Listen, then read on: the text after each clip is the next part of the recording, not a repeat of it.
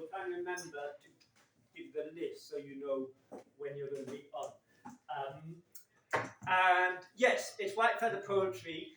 I came to this place a couple of years ago for the launch of my book, and it's such a lovely room, and it's a really nice, friendly pub. I should say they let us have the room for free, so that's a good reason to have a bit of the old neck oil. Because the more neck oil we have, the happier they will be, and possibly the happier we will be. And I was particularly pleased because I chose it for the location and because it's a nice space and lovely people. But it's White Feather Poetry, and to bring White Feather Poetry into the Artillery Arms really tickled me very much.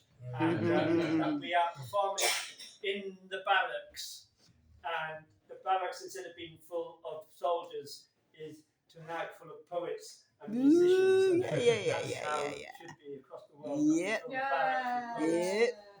But for those of you that aren't aware, the white feather imagery, it comes from a tradition. I think it was primarily in the First World War, and it was a propaganda exercise in which, if there were any conscientious objectors who wouldn't fight the war, men, young women, were encouraged by the war machine to go up to those men and hand them a white feather, which was an act of shame to show that they were cowards. And it was done as a symbol of romantic rejection, because if you were a coward as a man, then no woman would ever be interested in marrying you.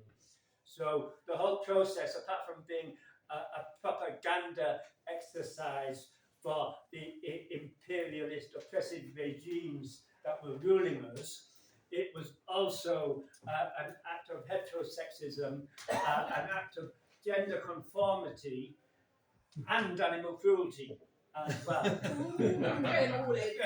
All in there. So I thought lose their feathers. Yes, we have been creating the white feather as our pens to create poetry with, and that's why we're here.